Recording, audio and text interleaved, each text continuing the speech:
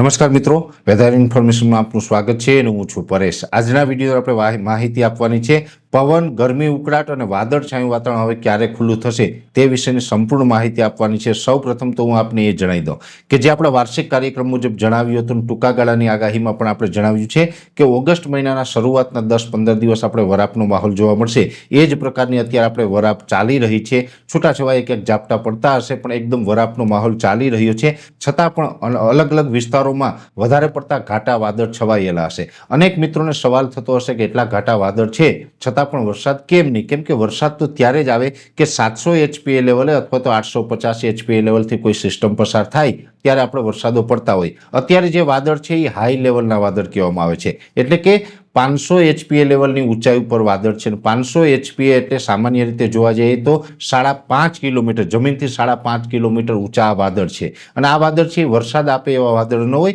માત્ર આપણે વાદળછાયું વાતાવરણના રૂપમાં જ અસર કરતા હોય છે। હવે અત્યારે જે આ વાદળછાયું વાતાવરણ છે એમાં પણ હવે ધીમે ધીમે આ વાદળો હટવાનું ચાલુ થશે, વાતાવરણ છે આપણું ચોખ્ખું થશે। એટલે કે આવતીકાલે 3 તારીખથી ધીમે ધીમે વાદળો હટશે, એટલે 3 તારીખથી આ પ્રોસેસ ચાલુ થશે। લગભગ મારું માનવું છે ત્યાં સુધી 6 અથવા તો 7 તારીખ સુધીમાં સંપૂર્ણ વાદળ હટી જશે ને આપણું વાતાવરણ છે એકદમ ચોખ્ખું થઈ જશે। એટલે 3 થી લઈને 6-7 તારીખ સુધીમાં જે વાદળ હટશે ત્યાં સુધીમાં ક્યારેક આપણે વાદળ હશે, ક્યારેક તડકો નીકળશે, એટલે કે આપણે મિક્સ વાતાવરણ છે ત્યાં સુધી આ જોવા મળશે। પણ ધીમે ધીમે આ મિક્સ વાતાવરણ થતાં પણ 6-7 તારીખ સુધીમાં વાતાવરણ એકદમ ચોખ્ખું થઈ જશે ને સંપૂર્ણ વાદળ છે એ હટી જશે, જેની દરેક મિત્રોએ નોંધ લેવાની છે। પછી ભલે હમણાં વરસાદની કોઈ શક્યતાઓ નથી, વાતાવરણ ચોખ્ખું થશે, એ પછી જ્યારે વરસાદ આવવાનો હશે ત્યારે આપણે એની પણ માહિતી આપી દેશું। પણ ખાસ કરીને અત્યારે મેઇન મુદ્દો છે પવન અને ગરમી, ઉકળાટ। સ્વાભાવિક રીતે જોવા જઈએ તો અત્યારે જે સૂકા પવનો છે સાથે અરબ સાગરમાંથી અમુક સમય આપણે ભેજવાળા પવનો પણ આવી રહ્યા છે,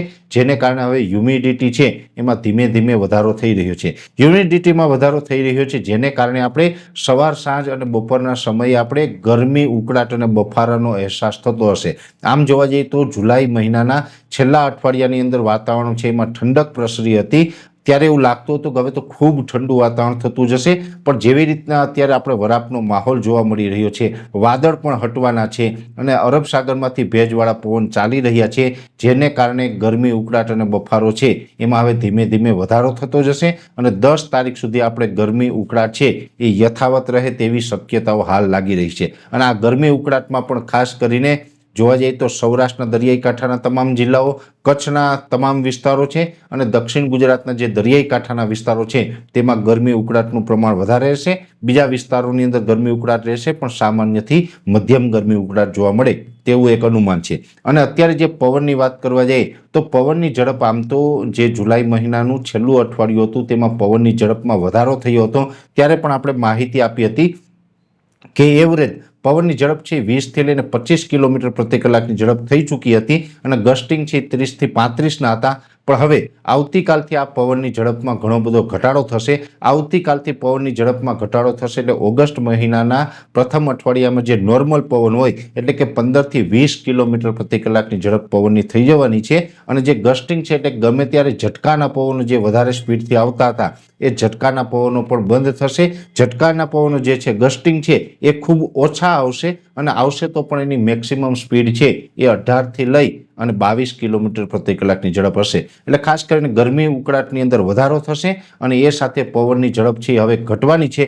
10 તારીખ સુધી આપણે આ પવનની સ્પીડ ઘટેલી રહેશે અને 10 તારીખ સુધી ગરમી ઉકળાટ છે યથાવત રહેશે અને ખાસ કરીને વાદળછાયું વાતાવરણ છે એમાંથી હવે આપણે ધીમે ધીમે મુક્તિ મળશે। અને એક વખત વાદળછાયું વાતાવરણમાંથી મુક્તિ મળે અને તડકો નીકળશે તો જ આપણો જે ખરીફ પાક છે, ચોમાસું પાક છે એની તંદુરસ્તી વધે, એનો વિકાસ થાય અને એમાં રોગ જીવાતનું પ્રમાણ પણ ઘટી શકે। એટલે હવે જે વાતાવરણ થઈ રહ્યું છે એમાં ભલે વરસાદ નથી પણ બીજા અન્ય પરિબળો છે એ આપણે ચોમાસું પાક માટે સારા ગણી શકાય। એટલે ખાસ કરીને વાદળછાયું વાતાવરણ, પવન અને ગરમી ઉકળાટ વિશેની જે અગત્યની માહિતી હતી આપવાનો પ્રયત્ન કર્યો છે।